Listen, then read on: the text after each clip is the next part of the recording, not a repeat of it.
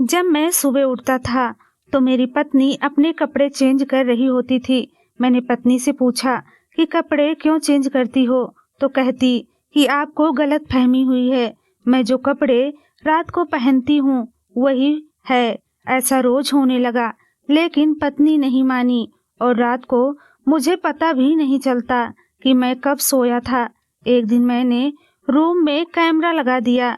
जब मैंने कैमरा में वीडियो देखा तो मेरे रोंगटे तो खड़े हो गए, क्योंकि मेरी पत्नी तो मेरा नाम मुन्ना है। मेरी एक छोटी सी दुकान थी।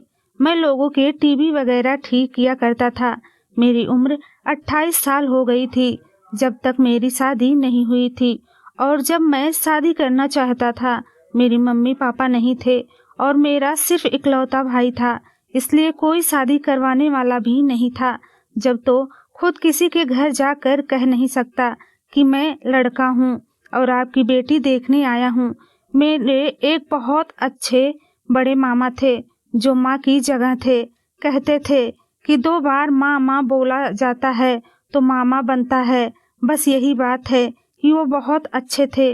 उन्होंने मेरे लिए एक लड़की तलाश कर रखी थी और जब मुझे उसके बारे में पता चल रहे थे तो बहुत ज़्यादा तारीफ कर रहे थे कि खूबसूरत है, पढ़ी लिखी है, इकलौती बेटी है, उम्र भी उसकी तुम्हारी जितनी है। मैंने कहा अगर इतनी अच्छी लड़की है तो फिर 28 साल की हो गई है, अभी तक उसकी शादी क्यों नहीं हुई है?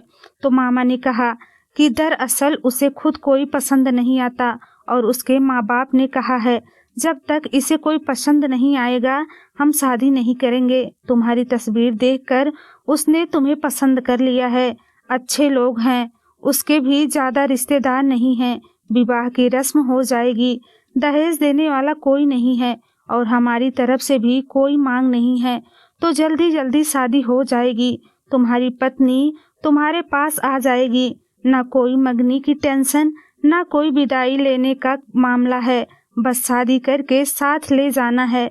उसका मामला तो मुझे सेट लग रहा था। मैंने भी मामा को कह दिया कि ठीक है, लेकिन मुझे भी तो लड़की दिखाइए।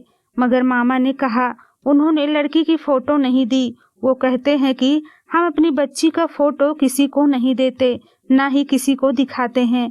अपने आपने देख ली है। अगर आपको अपने भांजे से शादी करनी है तो ठीक है, ऐसे लड़कों को हम अपनी बेटी नहीं दिखाते। बड़े लोग देखने आते हैं, अलग बात करते हैं। मैंने मामा से कहा लड़की ठीक तो है ना? उन्होंने कहा बिल्कुल ठीक है, फिक्र ही ना करो, तुम भरोसा रखो। इतनी ज़्यादा खूबसूरत लड़की तो मैंने आज तक नहीं देखी। फिर मैंने मामा पर भरोसा कर लिया और तैयार हो गया। मेरी पत्नी का नाम सोनी था। वो बहुत ज़्यादा खूबसूरत थी। मामा ने बिल्कुल ठीक कहा था। उसकी उम्र मेरी जितनी ही थी, लेकिन 28 साल की नहीं लगती है, वो 19-20 की लगती थी। किसी को अगर कहते हैं कि 20 साल की है तो फौरन मान जाता है। शायद वो अपना बहुत ख्याल रखती थी। शादी के बाद तो 4 दिन गुजर गए, लेकिन उसके बाद एक दिन मैंने देखा कि रात को मेरे पत्नी ने कोई और कपड़े पहने थे और सुबह कोई और। लेकिन मुझे याद नहीं था कि उसने कपड़े किस टाइप बदले और क्यों बदले। मैंने कहा रात वाले कपड़े तुमने क्यों बदले? कहने लगी रात वाले कपड़े कौन से हैं, दिन वाले कपड़े कौन से हैं? ये वही तो हैं जो मैंने रात को पहने थे। लेकिन मुझे अच्छी तरह याद था कि उसने रात को लाल रंग के कपड़े पहने थे और अभी नीले रंग के कपड़े में थी। मैंने सोचा कि शायद मुझसे कोई गलती हो गई होगी, लेकिन शुरू शुरू में तो पत्नी से नजर ही नहीं हटती। वो उसकी छोटी छोटी बातें भी नोट कर लेता है। मेरी पत्नी अच्छी थी, अच्छे तरीके से घर को संभाल रही थी, मेरे साथ भी अच्छे तरीके से रहती थी। सब कुछ बिल्कुल ठीक जा रहा था, जिंदगी अच्छी थी। लेकिन अभी तक वो मुझसे शर्माती थी। एक दिन मैंने उससे कहा ये देखो मैं तुम्हारे लिए फ्रूट ले आया हूँ, आ जाओ बैठो फ्रूट खाते हैं। उसने कहा कि मैं धोकर लाती हूँ। वो फ्रिज के लिए मेरे पास बैठ गई और मैंने अच्छी सी फिल्म लगा दी। वो फल को छील कर मेरे तरफ रख रही थी और मैं फिल्म देखने में लगा था। एक हाथ से फल उठाकर खा लेता, लेकिन थोड़ी देर बाद मैंने एक नज़र देखा तो हैरान रह गया कि वो मेरी तरफ छिलके रख रही थी और फ्रूट को कूड़ेदान में फेंक रही थी। उसका मुंह भी टीवी की तरह था। मैंने कहा कि ये क्या कर रही हो? उसने जब देखा तो हैरान रह गई। कहने लगी, ओ मुझे पता ही नहीं चला कि ये सब कब से कर रही हूँ। फल आपकी तरह रखना चाहती तो कूड़े में फेंक रही हूँ, और छिलके कूड़े में फेंकना चाहिए तो वो आपके तरफ रखने लगी। वो इस बात पर हंसने लगी। मैं भी हंस दिया, क्योंकि कभी कभी ऐसा हो जाता है, इंसान का दिमाग भटक जाता है। लेकिन उसके बाद उसने मुझसे कहा, सॉरी, माफ कर दीजिए। मैंने कहा, कोई बात नहीं, हो जाता है। कभी कभी हम लोग रात को बैठकर फिल्म देखते हैं। हमारे दिन अच्छे से गुजर रहे थे, लेकिन अगली रात जाने क्या हुआ, मुझे इतनी ज्यादा गहरी नींद आ गई और सुबह आंख खुली तो पत्नी को फिर से कपड़े बदलते हुए देखा था। मैंने अपनी पत्नी से कहा, तुम इतने कपड़े क्यों बदलती हो? तुम्हारे कपड़े रात को तो होते हैं, पर दिन में कोई और होते हैं, जबकि तुम्हारे कपड़े तो गंदे भी नहीं होते हैं। उसने कहा, रात वाले कपड़े ही हैं। आपको पता नहीं क्यों शक हो रहा है। मैंने रात को यही कपड़े पहने थे, लेकिन मुझे अच्छी तरह याद था कि उसने रात को कोई और कपड़े पहने थे। लेकिन उसने कपड़े कब बदले, क्यों बदले, ये तो मुझे याद ही नहीं था। मुझे यह भी नहीं याद था कि मैं किस टाइम सोया, मैंने उससे क्या बात की थी। मुझे तो ये भी याद नहीं था कि मेरे कमरे में किस वक्त आया, कब बेड पे लेट गया, और दिन इसी तरह गुजरने लगी। मेरी पत्नी मेरे सामने खाना खा रही थी तो मैंने उसका हाथ गौर से देखा, जहाँ पर एक बहुत बड़ा जख्म लगा हुआ था। मैंने कहा, ये क्या हुआ है? तुमने मुझे क्यों नहीं बताया? इतना बड़ा चोट लगा है। चोट को देखकर लगता था कि एक दिन का पुराना है। इसने कहा कि छुरी लग गई थी। मैंने जल्दी से उसके ऊपर दवाई लगाकर पट्टी बांधी। अगर 2 दिन का पुराना घाव इतना गहरा था तो जिस दिन लगा था उस दिन मेरी पत्नी को दर्द नहीं हुआ था। क्या वह मुझे बता नहीं सकती थी कि इतना ज्यादा चोट लगा गया है? मैं उसे डॉक्टर के पास ले जाता, और हैरान तो मैं इस बात पर था कि जब इंसान सब्जी काटता है तो छुरी उसकी उंगली पर लगती है या हाथ पर कैसे लगी है, ये इसके बाजू के ऊपर कहाँ से लग गई थी, वो भी इतनी गहरी थी। मैंने उसको पट्टी कर दी और उसे शाम को डॉक्टर के पास ले गया। डॉक्टर ने कहा कि ऐसे जख्म नहीं भरेगा, एंटीबायोटिक खाना पड़ेगा और 1 हफ्ते के लिए पट्टी भी करानी पड़ेगी। वापसी पर मैंने पत्नी को समझाया कि क्या मुझे गैर समझती हो, मुझे बता नहीं सकती थी। तो कहने लगी, मुझे लगा आप गुस्सा करेंगे। मैंने कहा, क्या मैं पागल हूँ कि तुम्हें चोट लगी हो और मैं गुस्सा करूँ? उसने कहा कि मेरे घर वाले ऐसे ही करते थे। अचानक से उसकी जुबान रुक गई। मतलब जब मुझे कोई चोट लग जाती थी तो वो बहुत गुस्सा होते थे। कहते थे, देखकर काम नहीं कर सकती, देखकर नहीं चल सकती, ध्यान कहाँ रहता है तुम्हारा? तुम्हारे हाथों में छेद तो नहीं है? मुझे इस बात पर हंसी आ गई। मैंने कहा, माँ बाप ऐसे ही होते हैं, बच्चों को डांट देते हैं लेकिन असल में बहुत प्यार करते हैं। लेकिन अगर तुम्हें कोई तकलीफ हो तो मुझे बताना। मेरी पत्नी की ऐसी कोई हरकत नहीं थी जिसकी वजह से मुझे उस पर गुस्सा आता या मैं बिना वजह उससे कोई बात सुनता। सारी जिंदगी तो मैं अकेला ही रहा। अब तो मुझे एक रिश्ता मिला था, एक ऐसा इंसान जो मेरे घर में रहती है, मेरे काम करती, मेरे साथ अच्छे से रहती थी।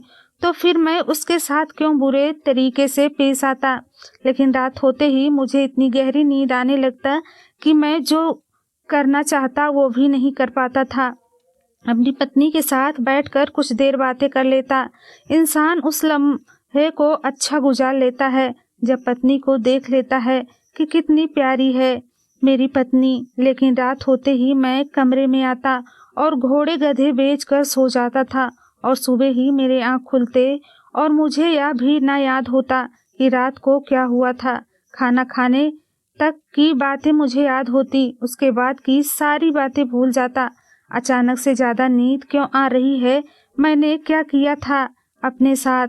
मैंने तो ऐसा कुछ भी नहीं खाया था जिसकी वजह से मैं बहुत ज्यादा सुस्त हो गया था। मुझे लगा डॉक्टर के पास जाना चाहिए, लेकिन मेरा काम ऐसा था कि दुकानदारी थी, इसलिए दुकान छोड़कर नहीं जाता था। फिर सोचा कि बुधवार के दिन जाऊंगा, पत्नी को भी साथ ले जाऊंगा, डॉक्टर से भी मिल लेंगे और थोड़ा घूम लेंगे भी। पत्नी को ये भी बताया था कि फिर हम दोनों बाजार चले गए, लेकिन उसने मुझे यह कहकर उलझाया, पहले मुझे कपड़े की दुकान पर चलते हैं, फिर कहती कि फिल्म देखते हैं, फिर कहती है कि मुझे कुछ खाना है। इतने में डॉक्टर्स का टाइम गुजर गया। मैंने कहा चलो कोई बात नहीं है, अगले हफ्ते चले जाएंगे। वैसे भी मुझे कोई इतना बड़ा प्रॉब्लम नहीं है, बस थोड़ी ही तो सुस्ती हो रही है। लेकिन एक बात अजीब था कि मेरी पत्नी को मेरी तबीयत की कोई खास चिंता नहीं थी। उसने कहा कि छुट्टी का दिन है, पूरे हफ्ते काम करते हैं, आज आपको सिर्फ मेरे साथ दिन गुजारना है। उसने अपनी सारी ख्वाहिशें पूरी करवा ली, काफ़ी सारे पैसे भी खर्च हो गए। फिर मैंने उसे कहा कि इंसान कमाता किस लिए है? पत्नी बच्चों के लिए ही कमाता है, और बच्चे होने का अभी कोई कारण नजर नहीं आ रहा था। 2 महीने होने वाले थे, लेकिन पत्नी ने अभी तक कोई खुशखबरी नहीं सुनाई थी। बस जल्दी से एक छोटा सा प्यारा सा बच्चा आ जाता तो मेरी फैमिली पूरी हो जाती, लेकिन ऐसा नहीं हुआ। बस इसी तरह दिन गुजर रहे थे।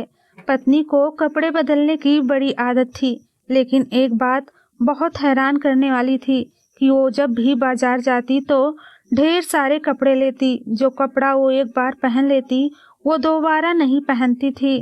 अपने घर से भी काफ़ी सारे कपड़े लेकर आई। मैंने भी उसके लिए काफ़ी सारे कपड़े लिए थे। जो भी मुझे पसंद आया मैंने उठा लिया। सोचा कि और तो कोई खर्चा करने वाला नहीं, पत्नी की चीज़ें तो अच्छे तरीके से ले लूं ताकि वो खुश हो जाए। लेकिन अभी भी उसके लिए कपड़े कम थे। जब मैं उसे महीने के खर्च के लिए पैसे देता तो वो कपड़े ही ले लेती थी। एक दिन कहने लगी, राशन के पैसे कम हो गए थे तो उधार कर दिया है, आप जाकर पैसे दे दीजिएगा। मैंने कहा कि तुम्हें ज़रूरत से ज़्यादा पैसे दिए थे, फिर कैसे कम हो गए? उसने कहा कि पीछे दुकान में सेल लगी हुई थी, मैं वहाँ से 4 सूट ले आई हूँ। वैसे तो मेरी पत्नी में कोई खराबी नहीं थी, लेकिन मेरी पत्नी की ये आदत अब खुलकर सामने आ रही थी। वो ये है कि वो बहुत ज़्यादा पैसा खर्च करती थी। एक दिन मैंने अपनी पत्नी को एक काले रंग के सूट में देखा, वो बहुत ही प्यारी लग रही थी। कुछ दिन बाद मुझे एक दोस्त के घर डिनर पर जाना था।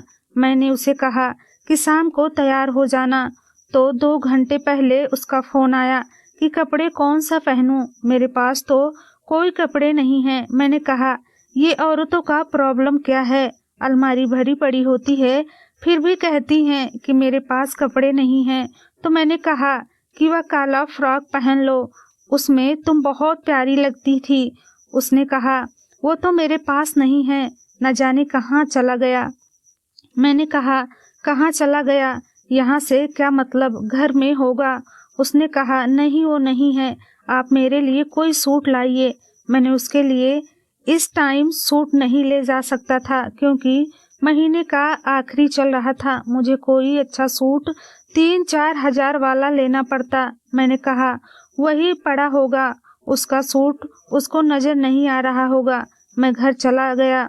मैंने कहा कि मैं खोजता हूँ, लेकिन जब मैंने उसकी अलमारी खोली तो मैं हैरान रह गया। उसके अंदर तो 2-3 कपड़े के अलावा कोई कपड़े नहीं थे, जबकि कितने कपड़े वो खरीदती थी और मैं भी लाता था। उसकी अलमारी में तो सुई रखने का जगह भी नहीं बचता था, लेकिन ऐसा कुछ भी नहीं था। मैंने कहा ये क्या, तुम्हारी कपड़े कहाँ हैं? तो कहने लगी सारे कपड़े गंदे हैं, मैंने धोए ही नहीं हैं। मैंने कहा अच्छा, अभी 1 घंटा है, काला सूट धो लो और ड्रायर मशीन में सुखा लो, इस्त्री मैं कर दूंगा। उसने कहा नहीं है, मैं पास काला सूट वो तो अलमारी में नहीं है, वो आपको नहीं मिलेगा, है ही नहीं यहाँ पर। मैंने कहा क्यों, किसी को दे दिया है तुमने? कहने लगी कि गांव वाली मांग कर ले गई थी, कह रही थी कि बड़ा प्यारा है, उसने वापस नहीं किया। मैंने कहा उसे लेकर आओ। उसने कहा कि वो घर पर ही नहीं है। अब मुझे अपनी पत्नी पर गुस्सा आ गया। मैंने कहा क्या आपने कपड़े धोकर नहीं रख सकती हो, और क्यों अपनी चीज़ें दूसरे को देती हो? फिर मुझे तुम्हारे लिए दोबारा से सूट लेना पड़ेगा।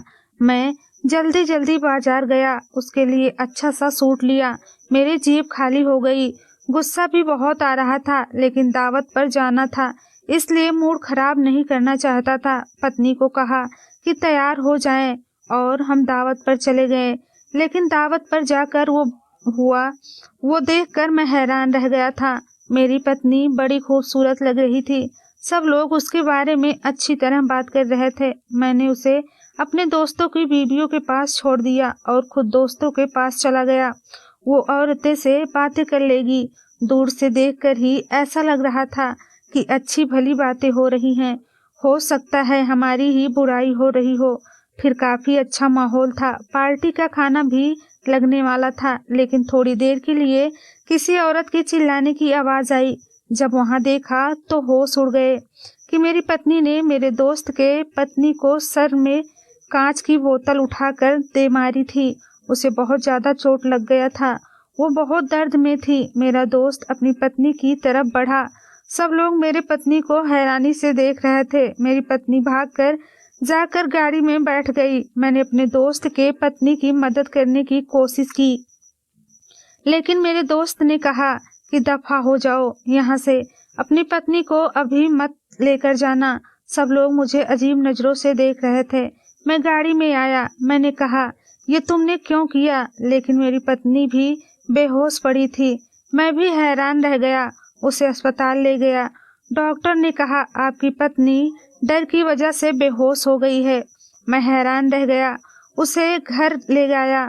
उससे पूछा कि तुमने ऐसा क्यों किया? उसने कहा कि वो मेरी बेइज्जती कर रही थी। ऊपर से मुझे गुस्सा आ गया। मैंने कहा तुम्हें गुस्सा आया है तो मुझे लोगों के साथ ऐसा करती हो? तुम्हें ऐसी हरकत नहीं करनी चाहिए थी। तुम्हें पता है कि इस वजह से मेरी कितनी बदनामी होगी, बेइज्जती होगी। मेरी पत्नी रो रो कर मुझसे माफी मांगने लगी। फिर उसकी तबीयत अचानक खराब होने लगी। मैंने कहा ठीक है। मेरी पत्नी की हरकतें बिल्कुल भी ठीक नहीं थी। मुझे पता लगा था कि वो करती क्या है। वो इतने सारे सूट खरीदती है, लेकिन उसके सूट घर में नहीं रहते थे। उसके शरीर पर हमेशा जख्मों के निशान लगे रहते थे। और ये पागल वाली हरकतें एक नॉर्मल इंसान नहीं कर सकता है। मैंने अपने कमरे में एक सीसीटीवी कैमरा लगा दिया और रात को सुकून से सो गया। सुकून से क्या समझो, बेहोश हो गया। पता नहीं ये क्या मामला था। सुबह जब उस कैमरे की रिकॉर्डिंग मेरे पास आया तो मैं ऑफिस में चला गया। जब मैंने वो रिकॉर्डिंग देखा तो हैरान रह गया। मैंने देखा मेरी पत्नी मेरे साथ सोने का नाटक करके आधे घंटे बाद उठ गई और फिर उसने मुझे चेक किया। वो मुझे ऐसे हिला रही थी जैसे मुझे लगा रही थी। फिर भी मैं जाग नहीं रहा था। इसका मतलब मैं सोया हुआ नहीं था, मैं बेहोश था। वो मुझे बेहोश करती थी। शायद उसकी खाने में कुछ चीज मिलाया करती थी, क्योंकि उसके आने से पहले तो ऐसा कुछ भी नहीं था। उसके बाद उसने जो कपड़े पहने हुए थे वो बदल दिए। जो कपड़े पहने थे उनको कैंची के साथ काटने लगी। उनको काट कर उनका इतना बुरा हाल कर दिया कि दोबारा कोई सही करके भी उसको नहीं पहन सकता, कि उसने उसको एक थैला भी डाल दिया। उसने अलमारी का एक हिस्सा खोला जिसके अंदर उसने थैले को रख दिया। वीडियो में नजर आ रहा था कि अलमारी एक हिस्से में एक जैसा 1000 कपड़े के थैले पड़े थे। इसका मतलब इसने अपने सारे सूट इसी तरह फाड़ कर काट कर इस थैले में डालकर वहां फेंक दिया करती। मेरी पत्नी अजीब सी हरकतें कर रही थी। कभी इधर उधर जाती, कभी आईने में खुद को देखती, कभी हंसती और फिर आकर सो गई। ये नज़ारा देखकर तो मैं रूह कांपने लगे। मैं बहुत ज़्यादा परेशान हो गया था, लेकिन मैं समझ गया था कि मेरी पत्नी नॉर्मल नहीं है। तभी तो अभी तक उसकी शादी नहीं हुई थी। जो जख्म मैंने उसके जिस्म पर देखा वो अपने आप को खुद लगाती थी। वो अपने कपड़े कैंची से काट देती, फिर उनको थैले में डाल कर रख देती। मुझे लगता है कि कोई दिमागी बीमारी थी। मैं सीधा सुबह सुबह उसके घर वालों के पास गया।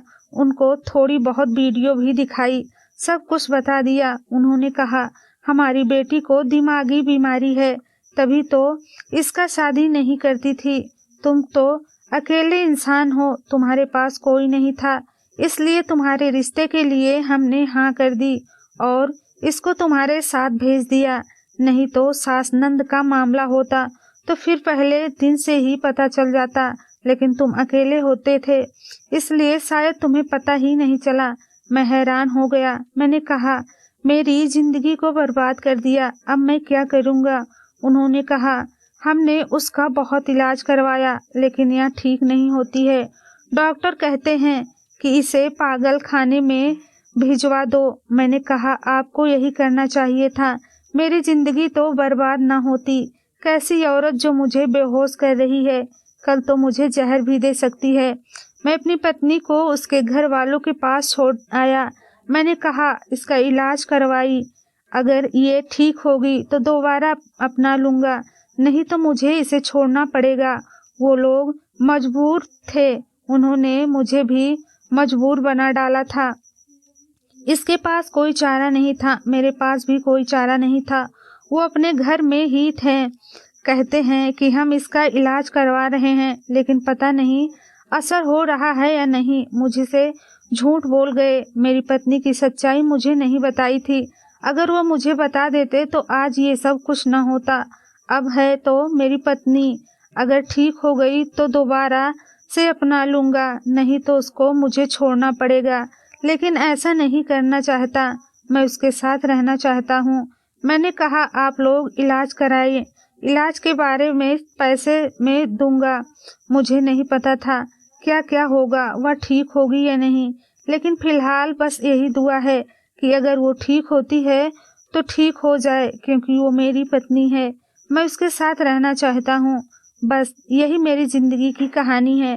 कभी कभी इंसान के साथ ऐसा भी हो जाता है, लेकिन हालात को बर्दाश्त करना पड़ता है और रिश्ते को ख़त्म करके बात ख़त्म नहीं की जा सकती है। धन्यवाद दोस्तों।